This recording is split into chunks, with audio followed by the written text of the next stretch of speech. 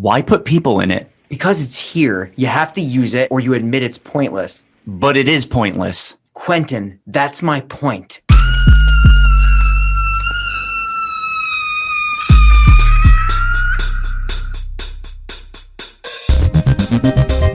Jason is my son, and today is his You could have dinner with us. My brother makes good head cheese. Candyman, I get cheese. Candyman, Candyman. We all go a little mad sometimes.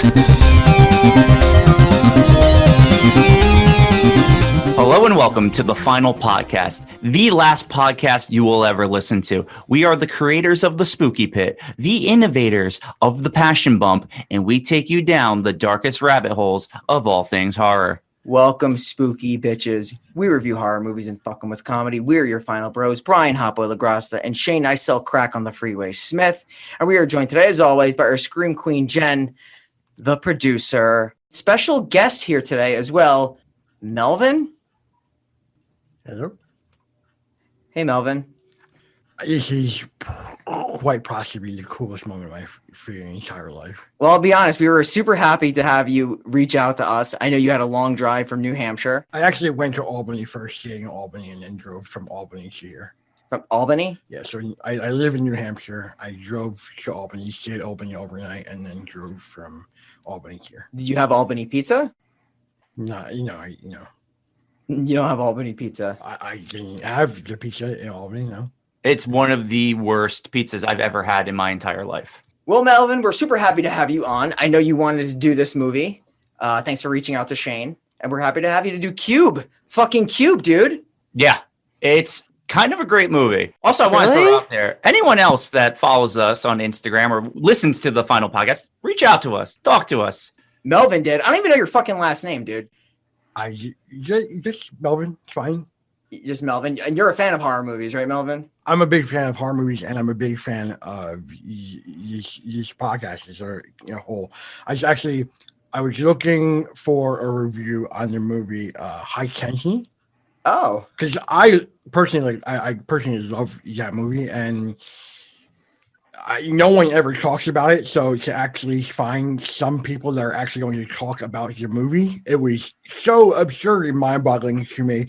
So yeah, episode 6 is when I started listening to you guys, and then I really just kind of rode you guys out. You guys are absolutely hilarious, and Jen, you're beautiful. Thank you. Say that right off your bat. You are the bee's knees. I'll tell you that. Oh my goodness, Nick Cage could not compare. Never. Melvin, you're such a sweetheart. We're ready to crack this one open, Shane. Sci-fi mystery. Jen, it sounded like you didn't like this one. So it was interesting because I thought it was a really interesting concept, and I try for movies I haven't seen that we review. I really try to not read the bio. I try and just go in as if I'm going to watch a random movie. I actually had to pull up YouTube videos and be like, what's the point of this movie? What does it mean? Because the whole lead up with a bunch of random characters together, I thought it was going to be kind of like in Saw, where you put two people in a room or whatever, and then you find out they're all connected. So I liked the kills. I liked the drama of it all, but I was very confused what the point of the movie was. It's fair. It's very fair. Yeah, and I thought, if I just step in at times and say something. Feel free. Yeah. Because I actually had the same exact feeling as Jen. I thought it was kind of like a poor man's Saw. Yeah. Yeah, because they're in a game. Yeah. Also, Yes. I thought the whole middle point of them finally moving through cubes, I thought that was very slow. Because of those things together, I was very unsatisfied with this movie. So I always look into things from a science aspect. Do you like science? That's me in a nutshell. To be completely honest with you, I have a master's in cell and molecular biology and a master's my goodness. in biomedical engineering. Jesus, where did you go to school, Melvin? No, I'm not from New Hampshire. I'm actually from Ketchikan, Alaska. Okay. I went my to school goodness. at the University of Alaska Southwest. Alaska Southwest? Shout out to Spike, the humpback whale, as our mascot. Good Lord. Yeah, so I'm a little bit older. How old are you? Guess, I mean, Okay, they that's would fair. they would have to guess because I can't see anything. Trust me, I am not the prettiest flower in the meadow. You're not a spring chicken? I am not a spring chicken. I have been single my entire life. And there is nothing wrong with that. So Yeah, long as you're happy. I'm not. I'm just trying to throw some funnies out there. No, you're good. You're good. I'm gonna bring it back on track though. I do agree with Jen's analysis also. The cube itself is cool. The point of the cube, I was confused as well. So you know what? Let's talk about the movie. Let's jump right into the Spooky Pit. Strangers, unbeknownst to each other, are plotted in a never-ending labyrinth of dangerous traps. Cube was released in 1997, directed by Vincenzo Natali. He also directed Splice. Really? Yeah. Okay, makes sense. See where this guy. Yeah. This is a sci-fi mystery starring Maurice Dean Wint as Quentin, Nicole D. Bauer as Levin, Nikki Guadagni as Holloway, David Hewlett as Worth, Andrew Miller as Kazan, and Wayne Robinson as Wren, or the Wren. The Wren. The Wren. So this movie has almost every single character overacting. That is a fact. That is this movie. And more than anything else, for me, that was my only issue with the movie. Yeah, actually. I enjoyed it for the most part. Like, I get your guys' points for sure. There's no doubt. Mhm. There's a lot of gray area. There's a lot of things that are not explained, like the design of the cube. Why were they there? Existential questions that are probably posed with this movie as well. Mhm. But at the end of the day, if you're looking at this from a straightforward point of view, it's a game. They're in a game. And it's like a giant puzzle that they have to get out of. And if you want more backstory, you just got to watch the Cube 2, Hypercube, or Cube Zero, the prequel. And you've watched all those. I have. did notice that. I was like, what the heck? I'll tell you what, Cube 2 is fucking terrible. What about Cube? Oh, hey, The third one's actually better. So, but let's get into the Cube. So the movie starts off, we're in a cube. Do you guys want me to give you facts right now? Oh, yeah. So let's see. So this film was actually shot in 20 days. That would make sense. And director, how do you say his name? Vincenzo Natali deleted a final moment from the film, which it's shown what is actually outside of the cube. And he said that when he was paring the film down, or like, I guess in the editing room, he was just like, nah, I'm gonna take this out. I wonder how many rooms they filmed this in. Like how many cubes they actually built. I have a to, feeling they Um, built like literally 2 or 3. I can tell you. Unless they built one and they just literally just lit it up with different LEDs. That's how I felt. I thought it was just colors.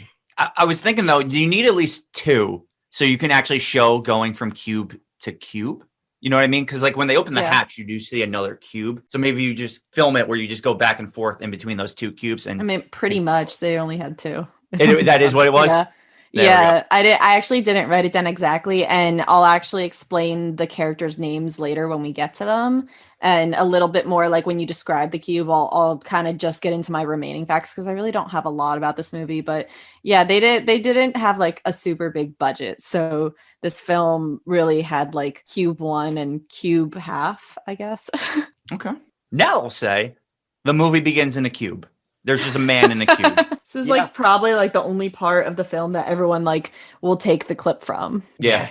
I mean, in all honesty, it's a symmetrical cube. Like every side of the cube looks the same. And this man, he opens a door on the side of the room. It's like every door is not like on ground level. It's like elevated up. Mhm. So they have to like actually like do some like Climbing. mid-level acrobatics to open the door. Even there's also one on the ceiling that you can climb to. Yeah. There's a door on, the left side of the room, the right side of the room, the ceiling, and the ground. This movie kind of also reminded me of the platform a little bit. Moving from like floor to floor. Yeah, Kind you of. know what I Yeah, mean? I see what you're saying. Like you're in a locked space. He opens a door to the side of the room and he looks through it. However, if he walks through that, he'll fall to his death because there's literally nothing there. Yeah. So he can't go through that door. Then I believe he opens a door like on the floor. And if you notice, the room is entirely red. And he can't enter there because there's literally nowhere to walk. So then I believe he opens another door in this cube, climbs inside, and he hops into another room that is completely symmetrical. It's just a cube and it's orange. Mhm. He takes a few steps in, and his entire body is ghost shipped. Yeah. This gate comes swinging down and cuts him literally into cubes. He's a cube steak. I thought it was so freaking hilarious that this guy you knew he was picking the wrong cube. That was obvious. Do you guys want me to talk about the colors of the rooms right now, or do you want me to do it later? No, we might as well go into it right now. In terms of like, obviously we know there's traps set because like in the first room that he's in, there's nothing happens, but then he goes to another room and he gets like sliced like a cobbler. And Literally So- get sliced into cubes. yeah, he does get sliced. Oh, the freaking poetry behind that. Brian like to say it's a true limerick. It's not. That's not the type of poem it is. I'm so sick of limericks.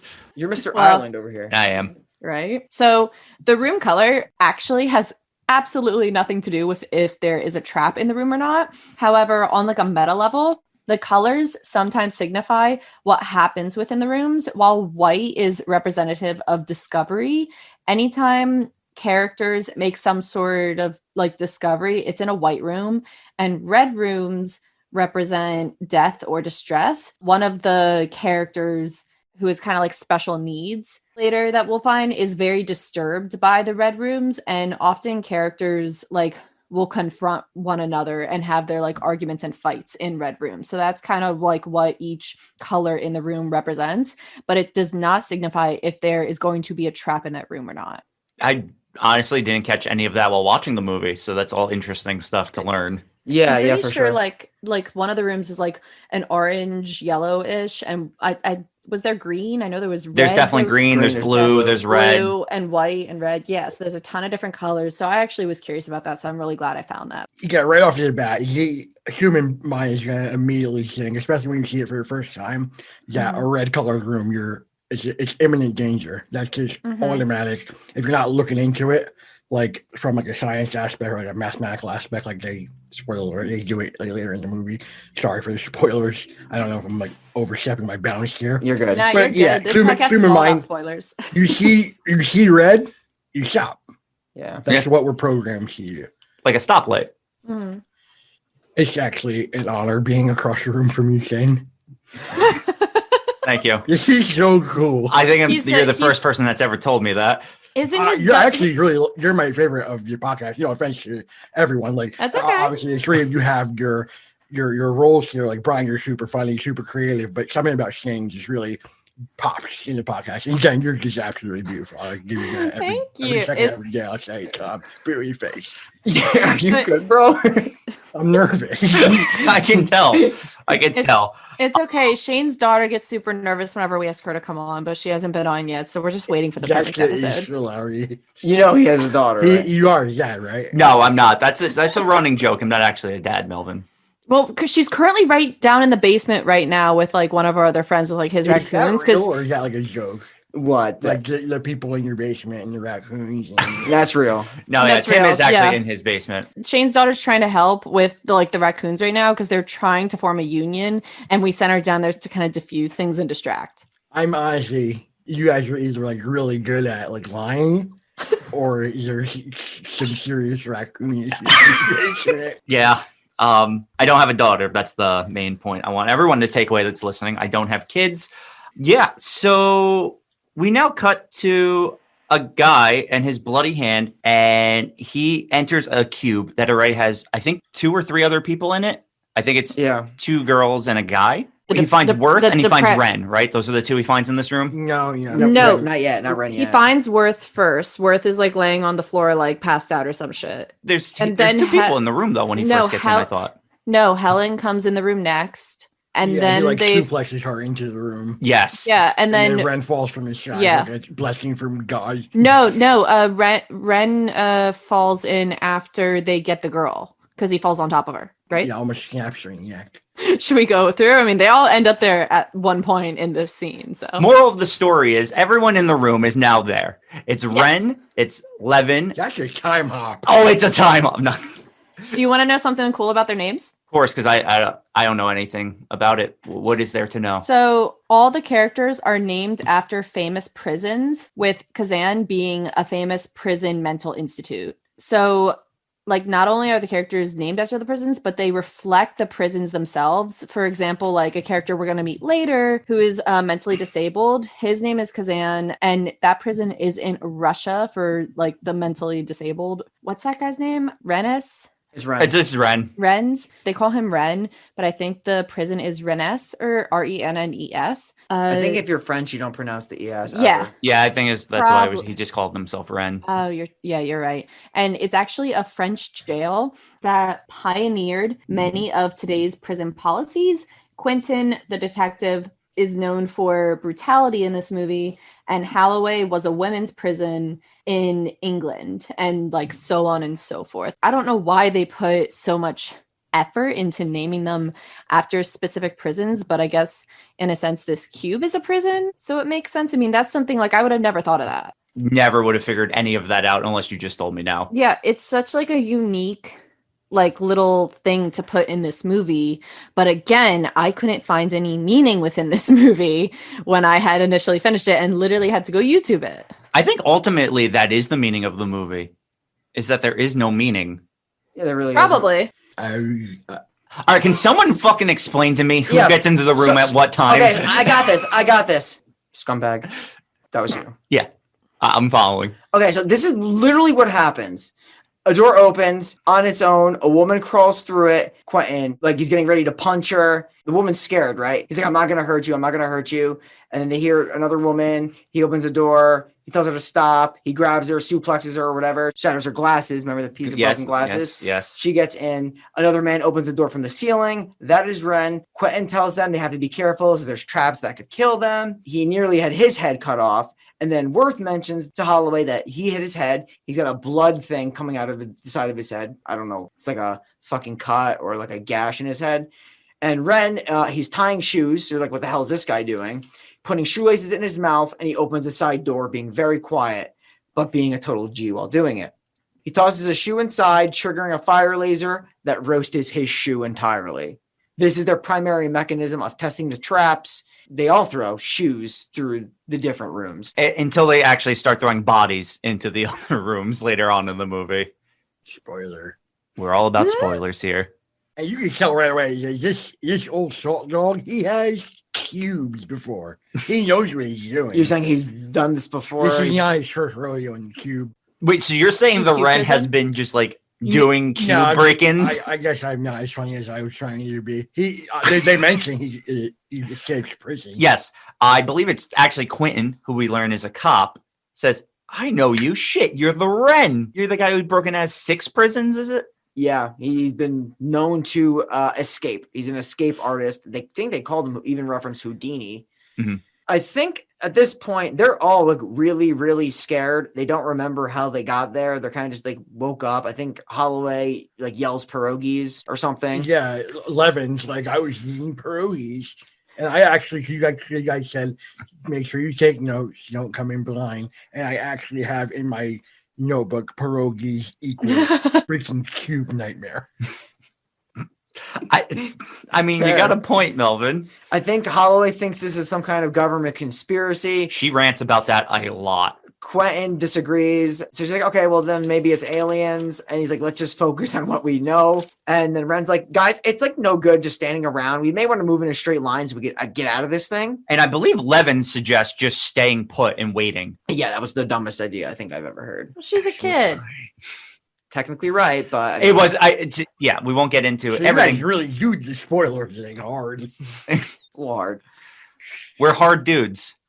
And unfortunately, this movie does not have hot dudes and tight chicks. No, it doesn't. Oh, we're not sleeping with Worth? Fuck no. It quite possibly could have a pedophile in it. Wait, who you saying is Melvin? Step away from the mic. Who you saying is a pedophile? Quentin? I'm sorry. Yeah. Wait, why do you think Quentin's a pedophile? Did I miss Because- something? Is it so? Yes. How old is 11? 11. Is it Stranger Things? Huh? No, Levin. Oh, I think it's Oh. 11. I'm like, Wait, her name is 11. yeah. Yeah, 11. I thought they were saying 11, like the So did number. I. No, So I- it's just it's Levin That's with so an funny. L-E. Oh, is she in college or is she in high school? Because she might be College. going to school. She's in college. Okay, because I swear to God, I thought she was younger.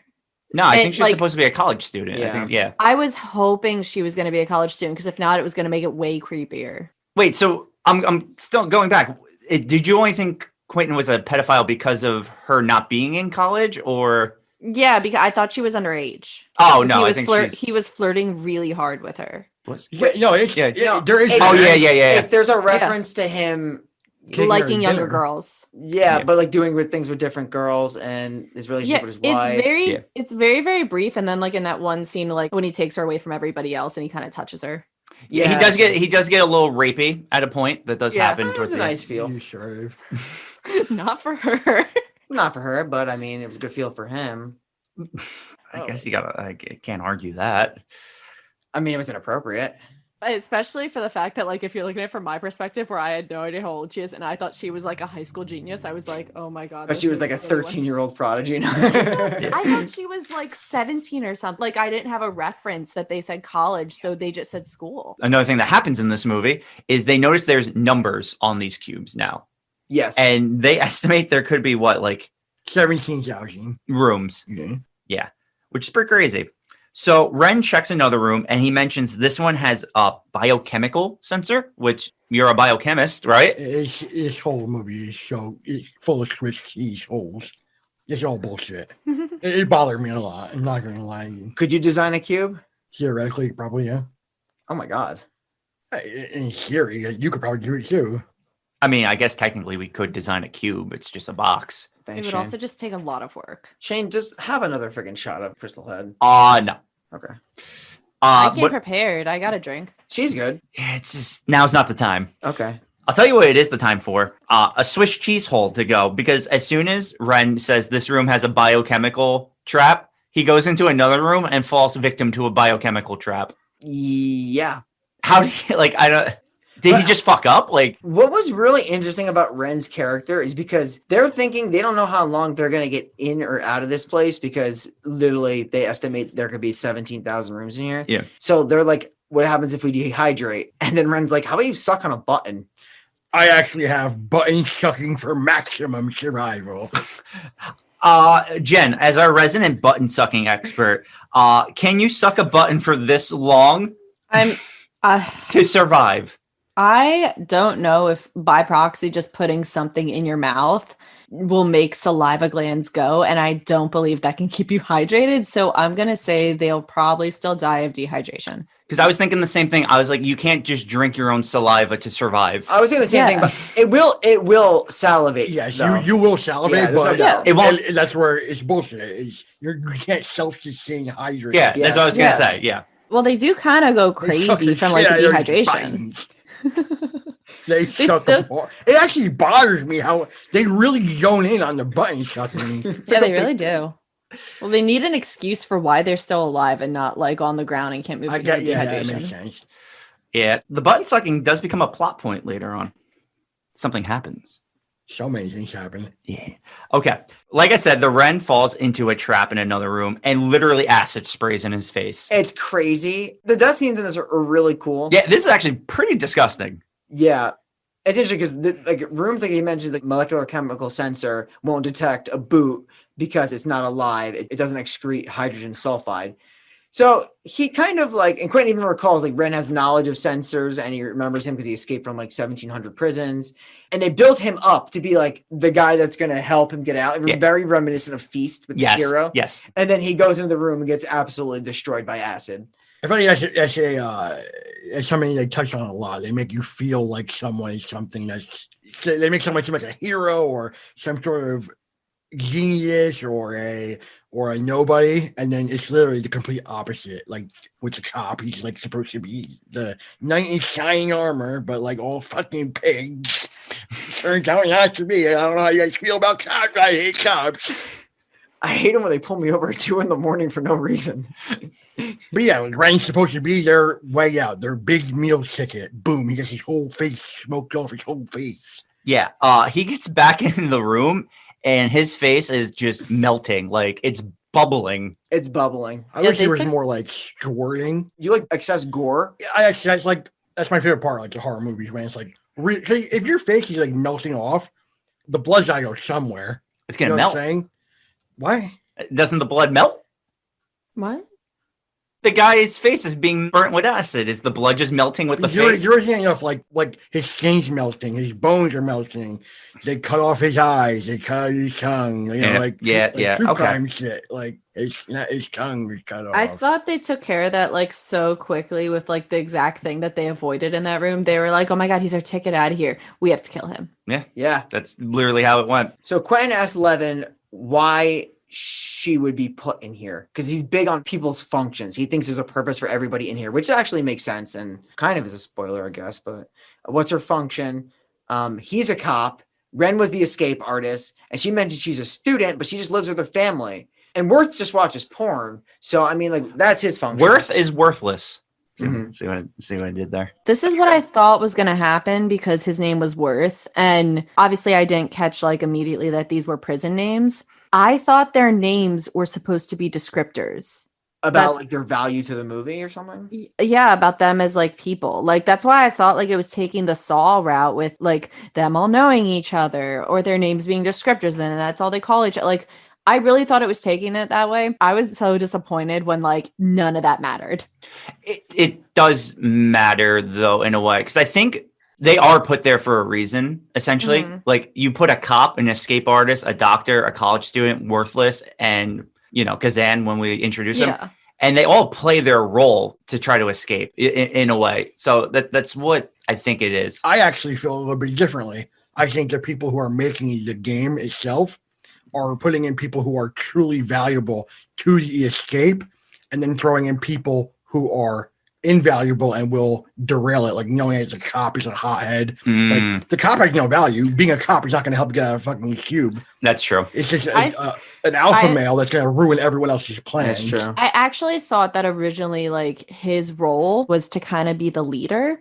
Like before he started like all of his like bad side and a lot of his problematic parts were showing. I thought that his whole role was to organize and like help everyone kind of define why they were there, how they could help each other. I really thought that was his role. And so like obviously later in the movie, it made sense that the true colors kind of come out. But yeah.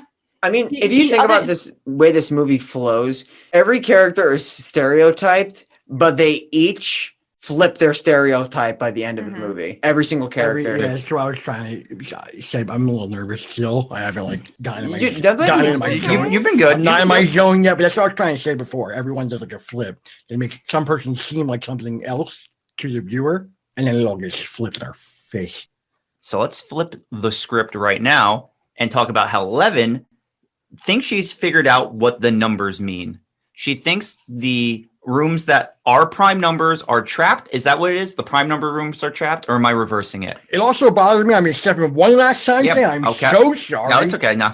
They really press in that when she puts her glasses on, it's like a fucking superpower or something. Yeah. Like you don't need your fucking glasses on. You can be like, okay, this is it. Like you put your glasses on and you can figure out anything. Like, give me your fucking break, Velma. I mean, I don't want to like disagree with you, Melvin, but I think she was just putting them on to read. No, you're right. But every time she puts them on, like this fucking insane discovery is made. And then she's like, prime numbers. And the prime number montage starts. Fucking they replay that prime number montage. They do it a lot. But yeah. She notices a pattern. If they aren't prime numbers, the room is safe. Okay, so if they aren't prime, the room is safe. Okay. So now she starts going around the room to see which rooms are safe. And I think there's only one room that's safe to go into. And they go in. I just want to also mention they're telling time by Quentin's 5 o'clock shadow. I love it. It's dumb, but I love it. It's so dumb. No stupid. Holly mentions she needs a cigarette. Quentin tries to distract her with a little small talk. He tells her that him and his wife are separated, but he has 3 kids. Oh, Quentin's a hero. He has kids. Is it true that if you have kids, you're automatically a hero? No. No, but that's what it makes. He's trying to make it seem that way. Yeah. Until he fucking flips his lid. Eventually, we start the room montage where they go from room to room until they pulled down a top hatch and Kazan falls out. Now we got the full crew. Yep. I think that at this point he's banging his head. He's commenting that the room is green. He wants to go back to the blue room. Yes. He has like some kind of, I guess, Down syndrome. He's mentally disabled. Yes. He's handicapped. Like, Yeah. Don't just automatically assume what he has, but he's handicapped. Shane likes to throw these things. This is the thing. I know you love Shane. He's your favorite, but honestly, he's a scumbag because he'll like throw these things out, and it makes really no See, sense. this is your freaking. This is why I like you, because you throw this shit in here like ripping on Shane and saying that's a comeback and Jen's really pretty, and then the cum guy. Like that's you. That's you. You. That's our response. You kill it. I love you already, dude. We have to have you back at some point. Holloway talks to Quentin as she thinks the military is involved. She thinks this whole thing is conspiratorial. She's going to keep repeating that. A lot. Quentin thinks this is like entertainment for rich people. So we're taking the Purge's side now. Yeah. But that's what kind of I felt like, like this is entertainment for people to just sit back, relax, and like kind of like watch this whole thing unfold. Or like even Hostel. Like Yes. Hostel is yeah. an example. pay money. They throw out like a lot of ideas from like other movies. It's Yeah, like I got that vibe, like Shaw, Hostel, like everything. I will say that this movie did come out significantly before those movies, but yeah. Sure. 98, 7. And those movies came out in like 03-ish area. 04. Hostel was 06, I think. Yeah. The room montage happens. They find Kazan. Levin says their room is safe. And then Holloway goes in. And this is what I said. She kind of like makes a noise like she's choking. It's because she swallowed the button. So I told you the button was going to come back into play. Yeah. Oh no, the button is literally always in play. Watch it back and just look at their mouth. You guys watch football or no? You know Pete Carroll? Yes. Chewing the bubble gum. Oh, he's got that great gum chew. That's literally it's so like they're sucking on buttons. You're saying it's not really. Like I wish I could be in the room with the people who wrote this movie and they're like, I have this crazy idea. They're sucking buttons. It was probably someone's fetish, and they were just like, agree. I can definitely write this into the movie. I need this into the movie. I need to jerk off every time I watch this movie. Like they had Brian in mind. That is what I do. I do jerk off the movies, except I can't come anymore. So it's really just. Is it because So I can't. have come you not been anymore. using cum dye? I haven't been able to. Or have you been using cum dye? Is this an adverse now effect of our first yeah. sponsor? You think cum? No, you can't. Oh, They would never do that to me. Not cum dye. You were like, let's try blue now. Oh shit. your coming issue, like Yeah. on a serious note, like a health note. Is it like you just can't climax? Like, do you get like feelings? I tried to stop watching porn, but when I was watching porn weeks ago, can't come anymore. If you can actually get your prostate milked You want me to get my prostate? Like someone to stick their to see if fingers you're in my actually prostate? capable of actually coming. Oh, okay. Do you want to try? That's not what I was referring to. You're like a scientist. Do you guys need me to step out of the room? Sick fuck. You're a sick pregnant puppy. You're a sick. I could step out of the room. You be my prostate right there. Not Do you want to shove a button in there? That's not why I'm here. So Holloway swallowed the button, and Kazan starts freaking out. And Kazan, she calms Kazan down, and then for some reason, one of the next rooms, Worth is the one who says the room isn't prime. So Quentin goes in, and it's like this like wire trap where the wires are about to enwrap him and just like dice him up. But he gets out of it only cutting his leg. He's pretty pissed. He's pretty pissed off. Yeah. He looks over at Worth. He tells him to shut up Kazan because Kazan's going crazy, but leave the boots. And he has to go into the other room to do that. He tells Holloway he believes Worth knew about this trap. He has to have a function, a value, we could call it, like every other person in here. Worth brings Kazan into their current red room that he's obviously terrified of. And Worth asks the group what happened in there. And Quentin tells him, he's like, you know what happened in here.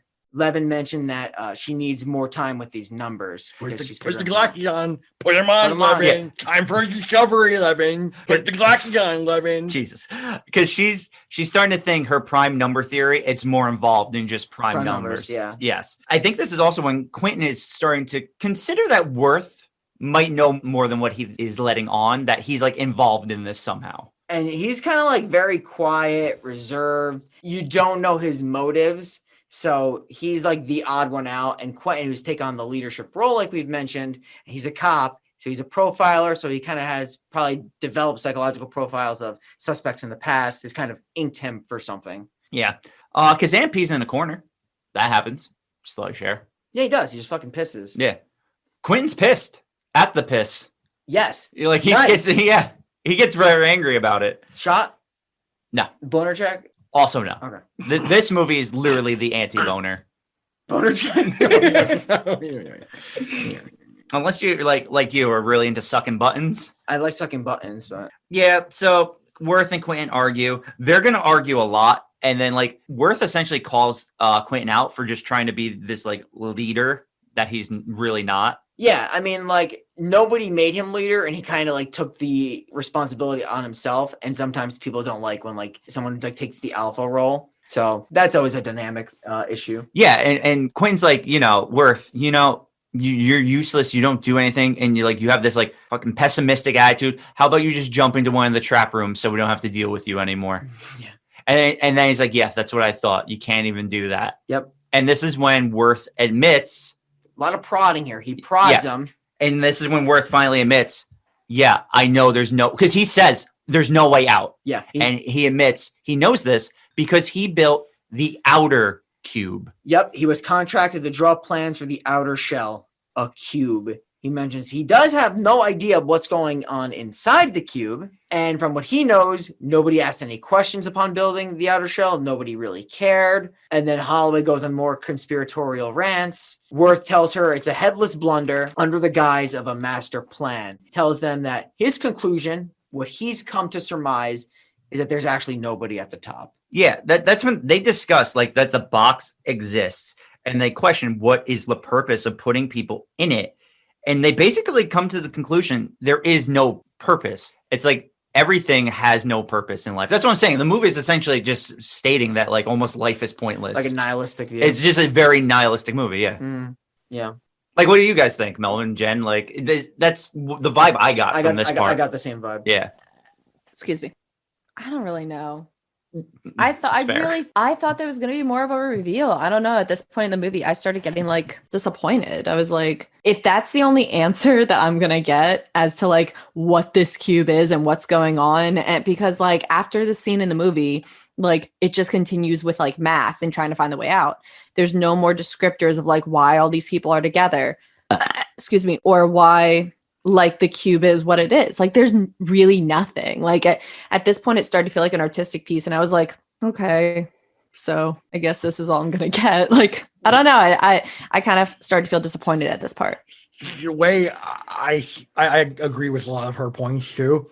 Like I actually think the concept of the movie is actually kind of good. Mm-hmm. It's just it's missing substance. There's no like hints in the beginning of like a plan. There's no follow through in anything about the actual cube. It's just, let's go to this room. Is it a trap? No, it's not a trap. Let's go to this room. It's a trap. It's a trap. Let's go into this room. Let's do some math montage. If there was some sort of story, this could be like an actually really good movie. Yeah. You see, but I think I like it like how it is. I like that there is no I like that it's pointless in That's a way. Stupid. I like it. Dude, I say this every episode that Shane's a dumb bitch, and no one actually agrees with me. I know I can get very confrontational with Shane. It's true. I like that about his podcast. But I do love him. You do know that. Like I do deeply love Shane. It's all out of love. It's all love. It's all love. Especially when I call him a stupid idiot bitch. Yeah. The issue that I have with that is that by myself, I don't mean to make this like a low point in the podcast. I was bullied for a majority of my life. I'm sorry to hear that. I can't even get, this wording without your computer interrupting me with that notification. But that's my life. You know what I'm saying? So to hear you rip on Shane, it kind of hurts me. All right, I'll stop. Did I like him? I'll stop. Thank you, Melvin. But I will be honest with you, the second you leave, I will be ripping on him some more. But touching on that, that's why I respect you so much. Melvin, am I gonna get to see you like at the end of the episode? I have a really bad thing with girls. What do you mean? You guys seated me front and center. You're and actually a good-looking guy. I saw myself on the camera, and I was like, I actually can't do that because I am a fucking shit mess. I doubt that. You don't need to. You're not, Melvin. You're not that bad. This is actually maybe like the first time someone's been like to me in my entire life. Oh, come on. How old are you? And then match montage. Let's move forward. I'm trying to get your age. Are you guys gonna bring me back to the podcast for another episode, or is that like? No, we can definitely it's like bring a it back. one-time thing. Yeah, we'll No, figure work something. it We'll out. figure something We'll out. work it out. Then maybe we could make like a mystery man. Give me a mystery. Mystery Maybe. man. Mystery Okay, man. let's Maybe we talk could definitely about talk about it. Mystery Melvin man. Misty Mel. Mystery speech impediment. No, it's okay. So sorry. Speaking of speech impediments, Worth starts verbally abusing Quentin. So Quentin beats the shit out of him. Yes, Shane. He kind of keeps punching him in the stomach. Yeah. Levin is the one who eventually stops this from happening. Yep, I think this is actually where you get the information, to be honest, where Worth tells Levin that the outer shell is 434 feet square, and after some calculations, she believes the cube can at most be 17,567 rooms. Yeah. I think earlier they did mention how many rooms they possibly thought it could be, but this is, you're right. This is when they give us the exact number. And then this is the big discovery here. When Levin comes to the conclusion that the numbers are actually Cartesian coordinates, and that they are actually where they are located inside the cube. Yeah, it's essentially a grid. You guys are not going to believe what is going to come out of my mouth next. I'm sure I won't. When they actually show the little metal markers with the numbers in it, and they're like, "Oh, it's prime numbers." I'm like, "No, stupid. That's Cartesian fucking coordinates." I swear to God, I am not joking. You thought they were Cartesian from the beginning? Because the way they're set up. Okay. Oh, because it's like three sets of three. Yeah. He is probably way I'm not smarter. like a big math guy or coordinate kind of guy, but I know what that is, and that is what it is. Are you a scientist of any sort? Technically, I do like little mini experiments, but Define, I'm like full on retired. define experiments. Like I just you're thinking weird because that's what you do. I Like you're thinking like I like milk prostates and see what happens. Well, yeah, no, yes. no. You know, you get bored, you're retired, and you have to change experiment a little bit.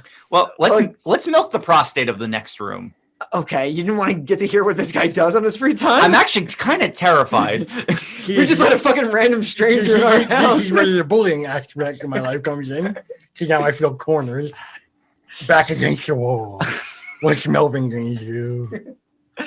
Don't kill us. I'll tell you what I'm going to do. Tell you about this sound room they're about to go in. So they realize the next room is sound activated. So any sound you make shoots these spikes out of the room. But they do figure out that the door sound does not trigger them. So they think if they're super quiet, they can climb from door to door to get to the next safe room. Decide to go through the trap, being silent, and they want to bring Kazan with them. Worth goes first, then Levin and Holloway. Kazan goes after, and he steps on the bottom door latch. He's about to yell. Holloway signals for him to shut his mouth. I think she actually like closes his mouth shut with her fingers. And I was confused here, so maybe you could explain this. She turns the latch to that door, but then like doesn't do anything with it. What do you mean? On the bottom, she was like turning the latch. I think that was just to get his pants out. Gotcha. That makes more sense. You're smarter than you look. Thanks. As Quentin moves to the room, that latch that she moved, it makes noise. Quentin closes his eyes thinking that he's going to die. Like, Yeah. this is it for him. But nothing happens. They would have lost the hero. Yeah. They would have lost the good old dad and husband. Too bad as he gets close to the door, Kazan yells and Quentin almost does die. Yeah. He's like, oh.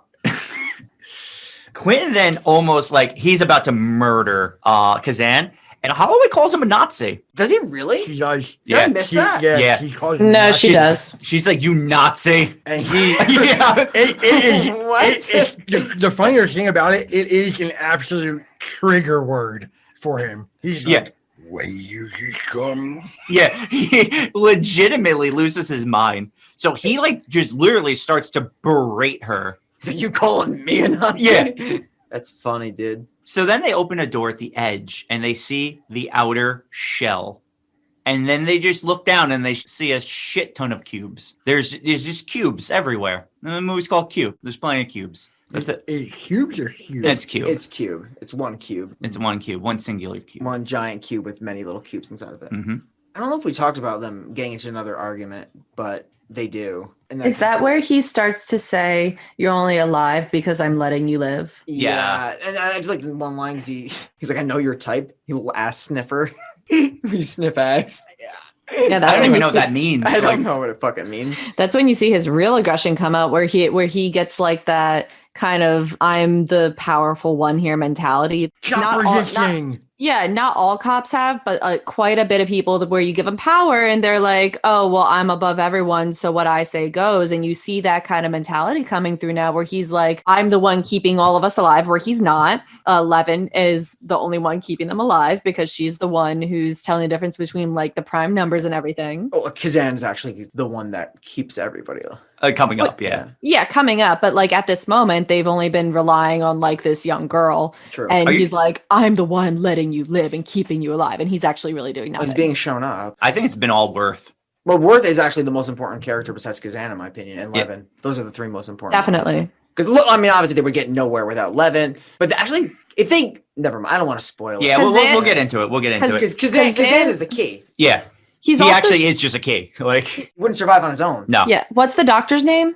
Holloway. Holloway. Holloway or Holloway? I think her first name is Helen. Yeah. Helen and Dave were? Yeah. Kazan's only still here because of Holloway. Quentin wanted to leave him behind long ago. Long ago. That's true. Time to talk about our sponsor who brings us a wonderful product today. You're ever just like, nah, that ain't it? Too many scallions on your pancakes. Your hero, Travis Scott, has completely given up on you. Maybe because you're a lard, but it gets better because the kind folks at I'm Gonna Get You Human Skin are helping out in big ways. They're removing the skin off of old, forgotten cadavers and putting them on different types of furniture for your decor. Human skin as a throw, human skin as a hoe, a human skin window. You need to stop what you're doing right now and take a look at this fantastic product. Melvin, you look like a skin guy. Like literally put down your cosmic brownies, you muppet, and use the promo code gimme someone else's skin at checkout for any product, and you will earn yourself up to 40% off your first purchase. Couches, recliners, rugs, curtains, wallpaper, kitchen appliances, utensils. Do you got skin in the game? No? Well, now you will. Holy skin. Back to the what were we doing again? They see the outer cube. They see multiple cubes. They see darkness. So they decide.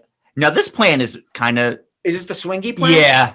The swingy swing? They tie up it's their shirts they tie up, I think, or pants. It's one or the other. I think it's their shirts. Yeah.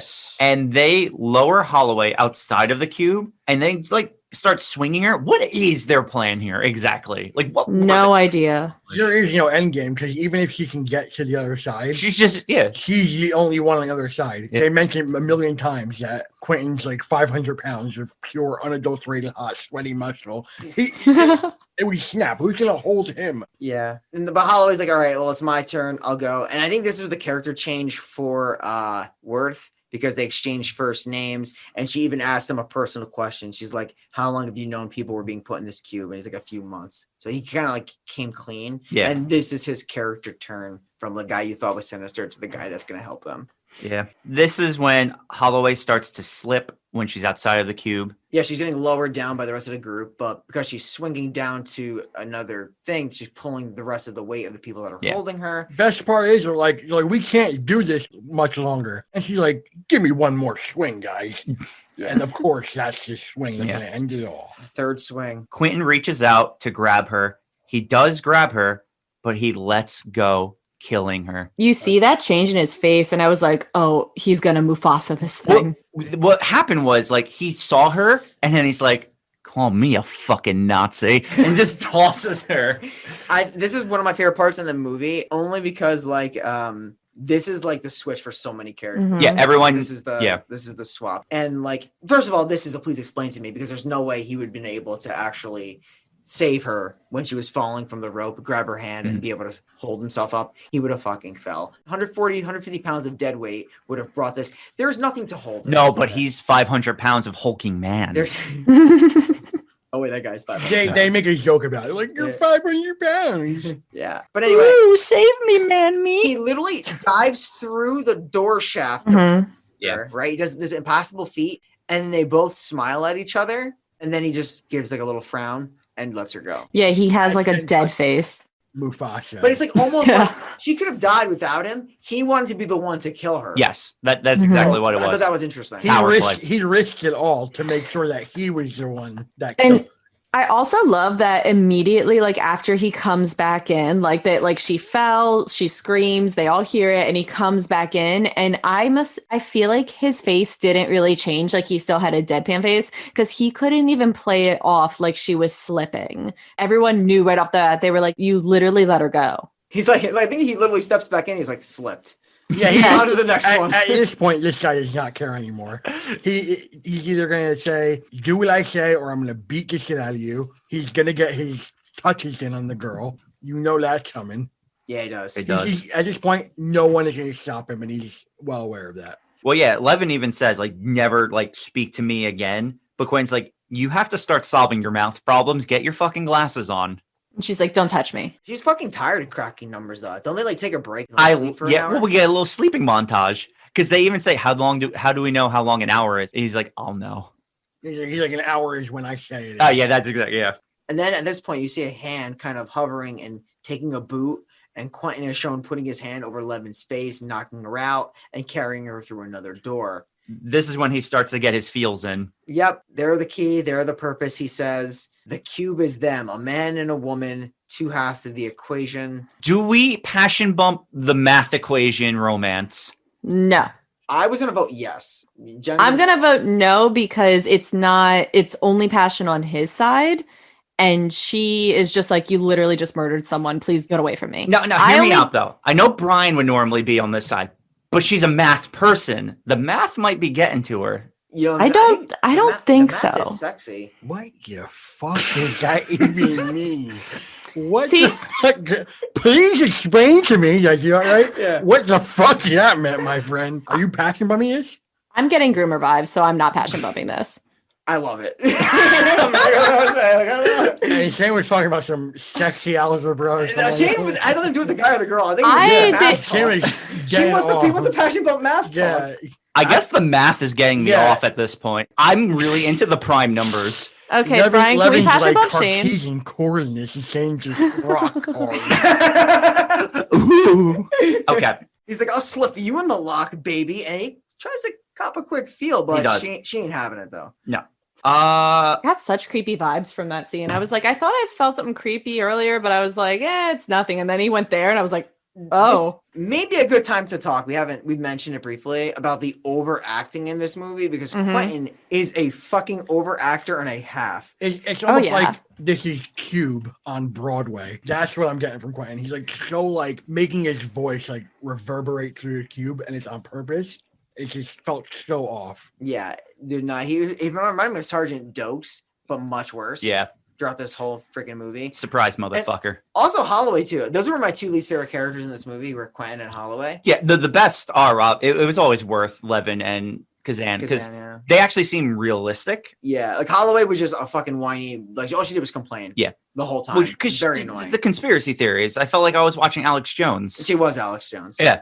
So speaking of Alex Jones, Worth comes in and stops this whole thing. He pushes Quentin to the ground, and then like Quentin just knocks out Worth. And I think this is actually when he starts kicking Worth in the face, almost like Yeah. Was he kicking him or was he beating him with a boot? with the boot. That's what it is. He's Yeah. beating him with the Yeah. boot. It was your good old fashioned boot beat. And now we get to the part I alluded to very early on, where instead of throwing your boot through the room, you're going to throw Worth through the room to test out the traps. One of my favorite pastimes: throw someone and potentially kill him. That is so unbelievably unrealistic.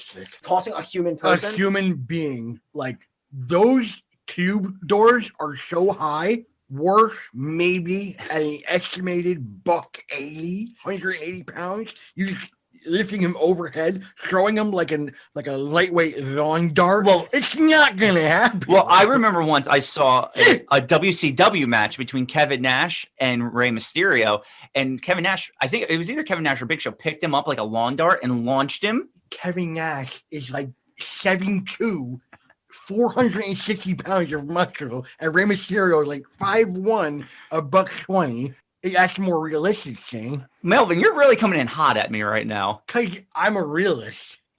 So what am I, Melvin? Hot on mash. Okay. So they're just going around in circles this whole time because they end up in one of the earlier rooms, right? They end up in Ren's room. What they notice is they see Ren, Yeah. his face melted, and the only thing you hear is legitimately the dude that's got his shit kicked out of him, beaten up and thrown. You just hear Worth laughing. Yes. He's laughing because they realize they're back to where they started. But they figure out it's not exactly the same because one of the doors they open is now the edge. You now see the outer cube again. So now this is when they realize the cubes have been moving constantly this entire time.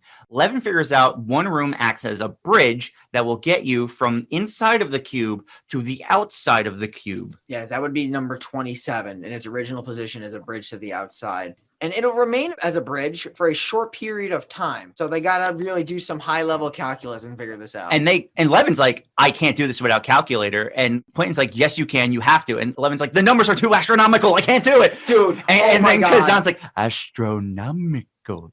Dude, the overacting in this movie is painful at times. Yeah, It really especially when is. they're like, you suck at math. I was Between, like, that's a burn. between Quentin, Levin, and Holloway, the overacting is painful. I thought Levin was good for most of it. the astronomical? That one, okay, she gets a little, she's Really, excited. Shane? Excited? That was horrible.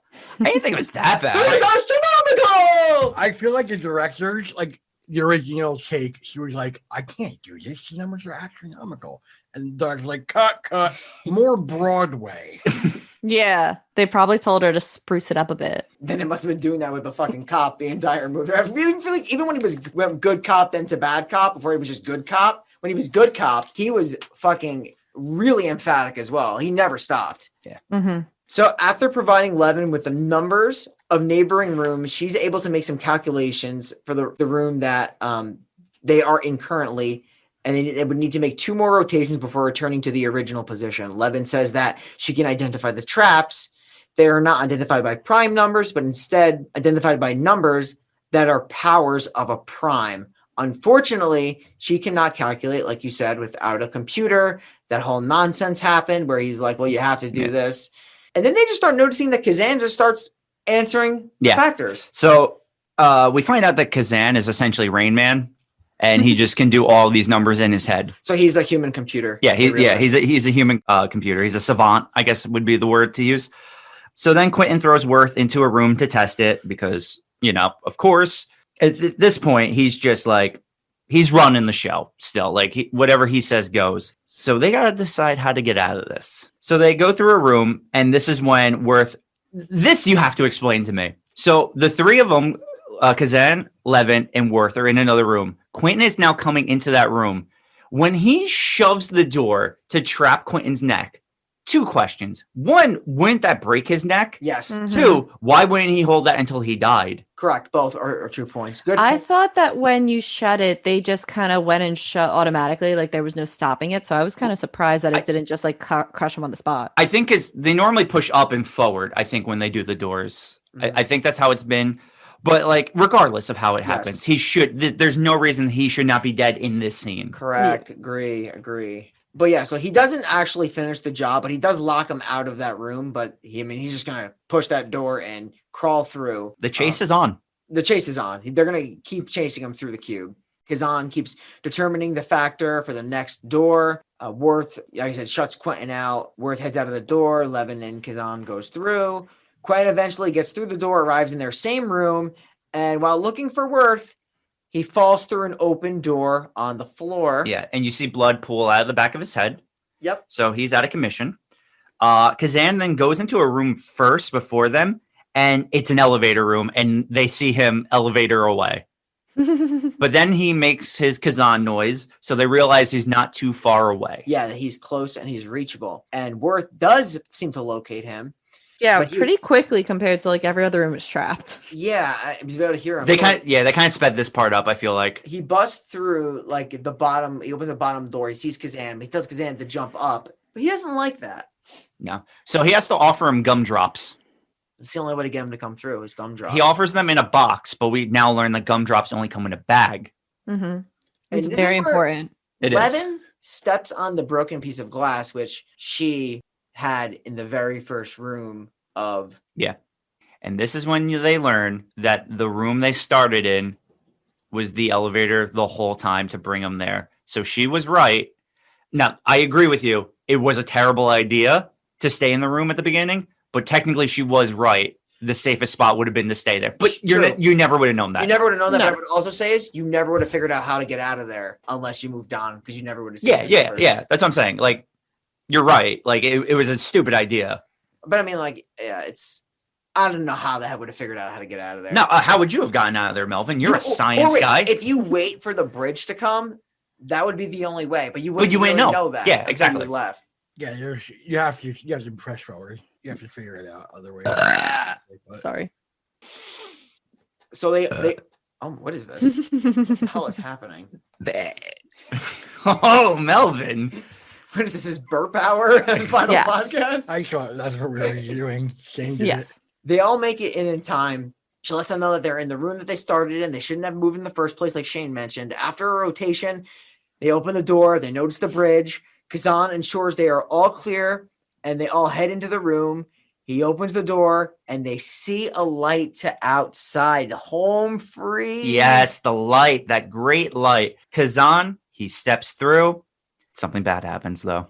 Yeah, Worth's like, you know what? Let me just take a quick seat because I don't even know if I want to leave anymore. Yeah. So this is when the whole movie Worth has been like a nihilist, where it's like he accepts his impending doom.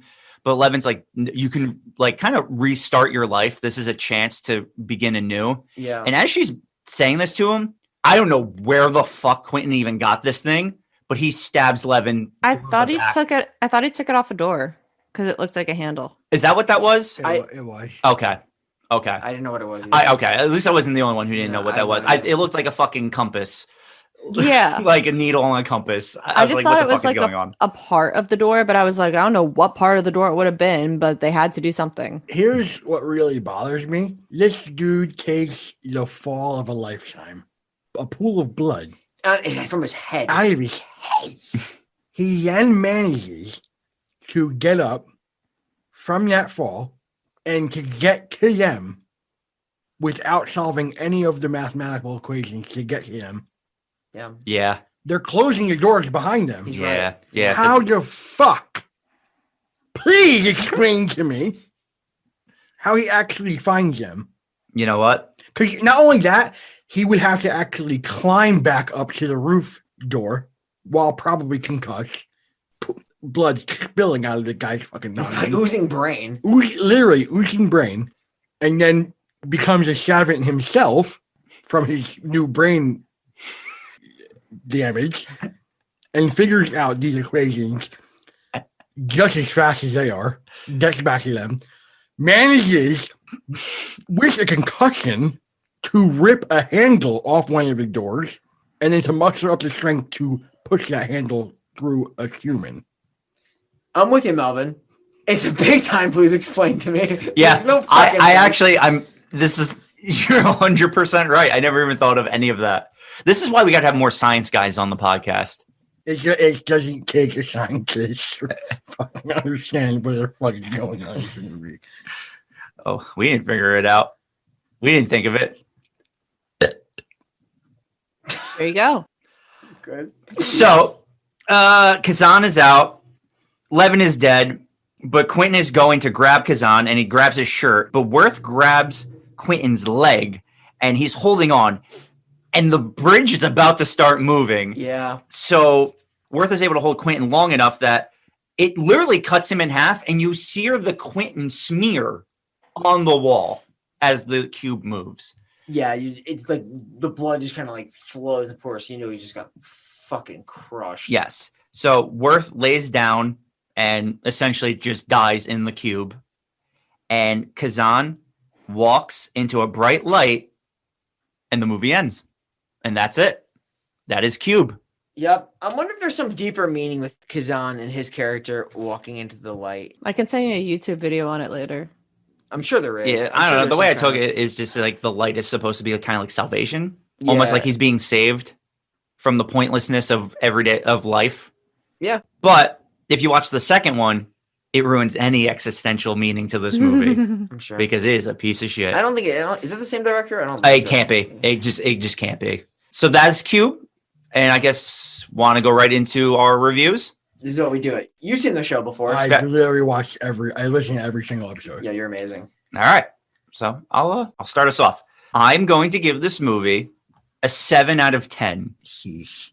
I liked it for the most part. I'm going to be honest. Go for it. I enjoyed the movie. Like, it has its plot holes, but like, I mean, to be fair, my rating's underneath IMDb. I think it has like a 7.6 on IMDb. It has. I think it's a low 7. Yeah. I could be. It is a 7 regardless. I liked it. I mean, I do agree. Like, Quentin is not even a real person in the movie. His character is not realistic. I did like the Wren. I wish the Wren was in the movie more. He was my favorite character, but the way he died was amazing. It's perfect. It is perfect. They built him up to be the guy that's like this Houdini escape artist, and he just gets absolutely annihilated. Yeah. I enjoyed the colors of the room. It was very nice to see a blue room, a red room, a green room, you know. No, really, like, I don't know. It was just, I was curious watching it the whole time. You know what I mean? Like, while I was watching it, I was always trying to piece it together. And I don't think I did. But that's not a bad thing. Yeah, I think there's a lot that I need to like read in between the lines for this movie too. Yeah. I'm curious to see everyone else's ratings because I feel like it's going to be lower than my 7. No, I'm with you. bet. I definitely gave this movie a 7. Okay. This is the second viewing. I really like the movie. I'm a sci-fi freak, like you know. Yeah. So I like it. I like the whole existentialism point of the movie that the director was definitely putting emphasis on. If not for the horrible, in my opinion, horrible acting of Holloway, Levin at times, and Quentin. pretty much the whole movie, I think this could be a potential 8. No, and I'm with you. Like, I kind of like the negativity of the movie. Me too. I really do. I enjoy it. And I also agree, like, I agree to Melvin's point, like, a little bit more story would have been nice. But I do like the fact that, hey, they're in a cube. You don't know too much. Go. Well, just, this is it. Me and you are two guys that the less you tell us, the more we enjoy it sometimes. That is true. Sometimes that's what you need. Yeah. Like, less is more sometimes. But one thing I want to talk about, adding on to your review, is the kills. I think the kills are phenomenal. We talk about kills sometimes, but like, I feel like we haven't watched enough movie with great kills. And this movie has great kills. I mean, if you even start from the very first one. It's a good cold open. Good old fashioned potato peeler. Like, really good kill. So yeah, I have a 7 out of 10 for Cube. We'll go to you, Jen. I unfortunately am giving this movie a 3 because despite that you're right, the kills were great. Like, I thought in terms of that, they did a great job. I really like the concept. However, like, I feel like there was a lot of misleading lead ups. Like, in the very beginning, the Quentin was like, I don't know if it's aliens. I don't want to rule that out. And then like there was a setup like, we're all here for a purpose, which like they kind of were, but that made it sound like kind of the Saw thing where like you have everybody kind of knows each other for some reason or like something like that. Like, I feel like there was a lot of lead up that was very unresolved. And sometimes like I don't mind like the less is more aspect to it, but I feel that the lead ups, I was like, I don't need to know everything. Like, maybe it is aliens and maybe we won't find out everything, but maybe it's that. I felt like a lot of letdowns in this movie. I thought it was very slow at times. And I just really wasn't, after like those points, I just really wasn't enjoying myself. The kills were great. I like whenever I was like, we're about to get a new kill. That's the only time I was excited, like during watching the movie. But in terms of like the rest of the movie, I don't like when I want to Google what does this movie mean in general, because after I finished the movie, I was like, I have no idea what this means whatsoever. I have no idea the point in this movie. I have no idea of anything. And in that way, I didn't enjoy the less is more aspect to it. I like the less is more where you can kind of like have bits of a story and piece it together, but they didn't really do that. So yeah, I gave it a 3. I'm not going to watch this again. Okay, that's fair. Now, before we get to your review, Melvin, Jen, I got one question for you because I know everyone's dying to know that's listening.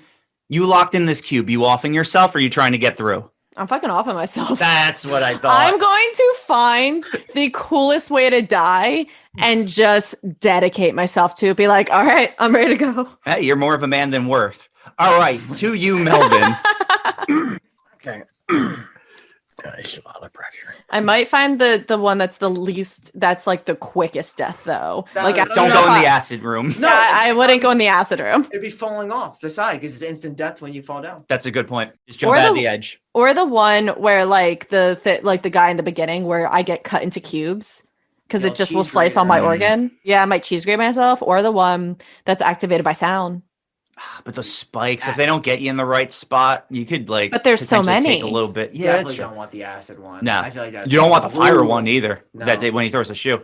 Sorry to cut you off though, Melvin. Give us your review. It's okay. It could be quick. You don't have to. It happens all the time. So I'm gonna give this movie a 6, and here's why. Firstly, actually, before I even start that, again, I want to let you know, if we were in the cube together, I am going to risk my life to make sure that you get out alive. I appreciate that. I will off myself before you could come to that conclusion. That would kill me inside. You want to kill little old Melvin? If you recall the It Follows episode, I would have offed myself immediately. You also have off yourself in the Blair Witch and the Human Centipede. And No, like the Blair all- Witch, I would have just walked away. I'm not Scooby-Doo. Like, we're not doing this. No, the only problem with that is, I mean, you'd be walking in circles. Yeah, because the Blair Witch controls the woods. That's true, but I would have also left everybody. You would have left immediately. You would have been Yeah, I would have just left immediately. Like, I would have been like, oh, as soon as someone started complaining, I'm like, all right, we're turning around. I'm done with this. I did have a little bit more to say. That's a cut. That's a cut. I'm sorry. It's okay. It's okay. So I give this movie a 6, right? If they had just a touch bit more of a story, a sprinkle, if that, I agree with you. Potential 8. There was just not enough glue to keep the whole machine together. Yeah. It was just too spread out, and for those reasons, it's a 6. I also think like the ending definitely was more for me with the ending. I do agree with that. For I the felt- ending. I felt very robbed. Yes. Yeah, it was very unsatisfying. Yeah. Like, I'm happy the guy got out, but like, did he like take 2 steps and fucking fall 400 feet to his death? You know, it would have been honestly a great ending. Like they should have had the credits roll, and then after the credits, he just falls into another. Where the fucking So, is the so, cube? so this is the thing. Seeing Cube 2 and Cube 0, it will make you appreciate this ending more. Really? Oh, I do actually have something about Cube Yeah. Zero.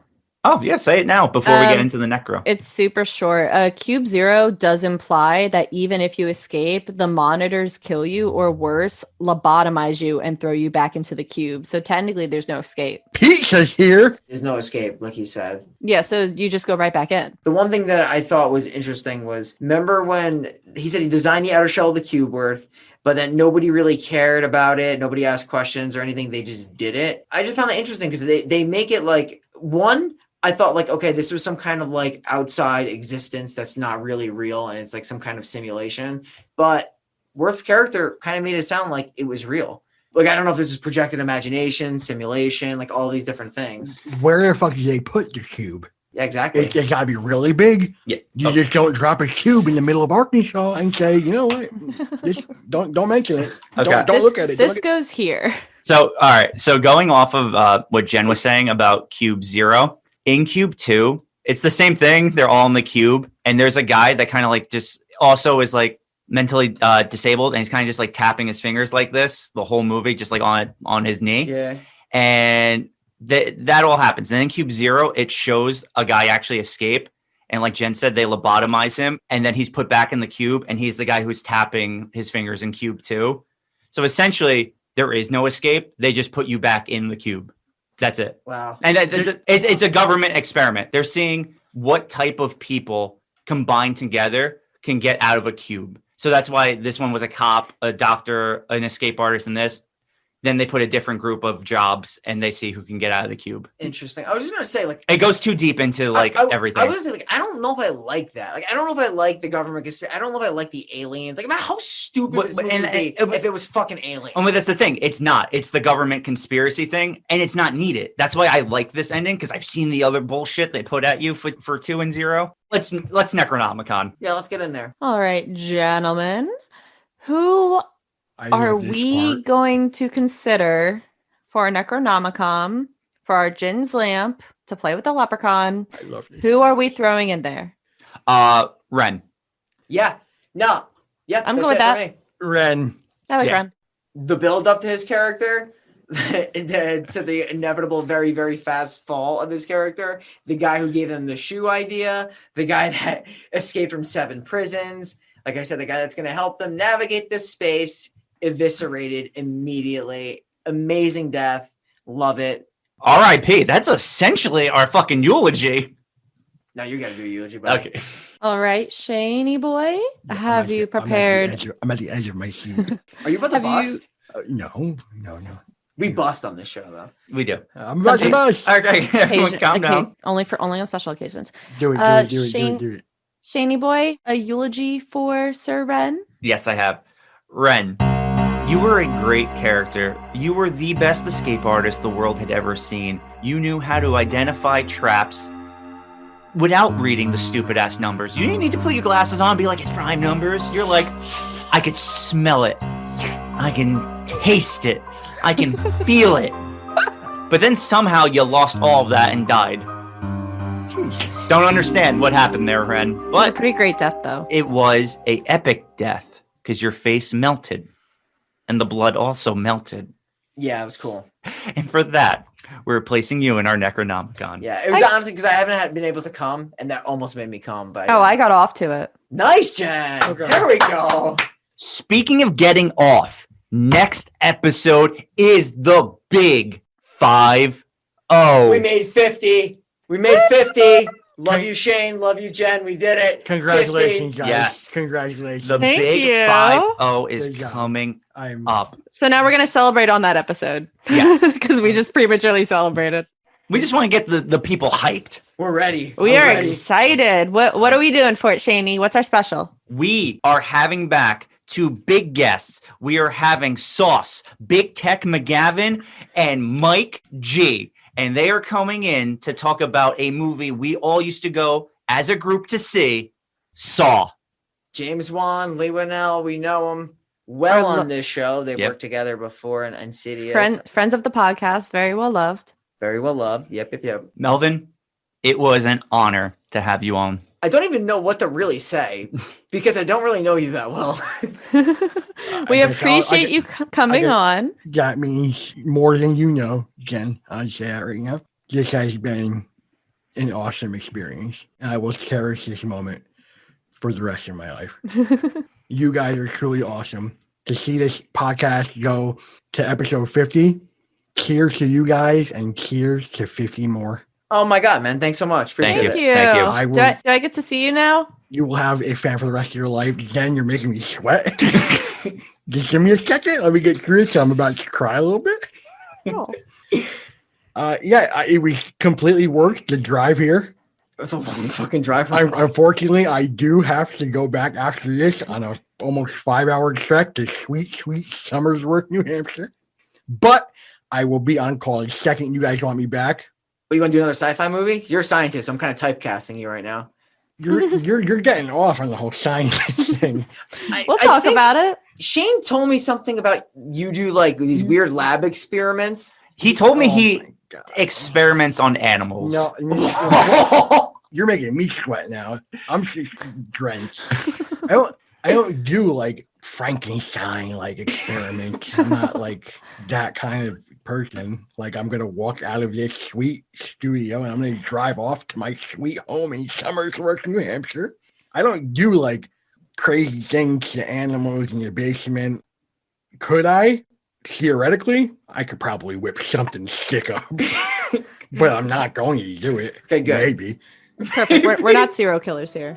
No, we are not. We also don't kill animals. No. Yeah. Except the raccoons in the basement. Well, I we mean, feed them. We feed them to We're, Tim. we gotta tread lightly. They're trying to unionize. They're gonna hear this. Well, I shouldn't say they're good.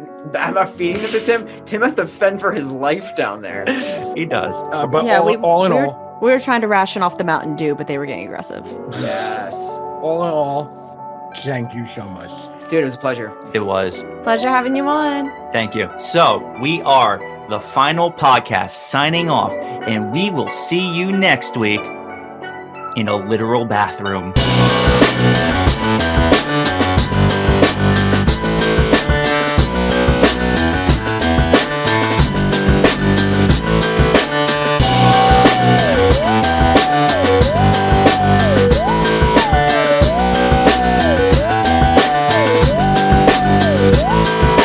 So if you haven't already, please follow us on Facebook and Twitter at The Final Pod Ever. follow us on Instagram at The Final Podcast. And if you haven't, please give us a 5-star rating on Apple. It really, really helps Apple, push out our content and recommend us to other people to listen to. There's really nothing else to say. pretty much. It's a bathroom. That was the best one.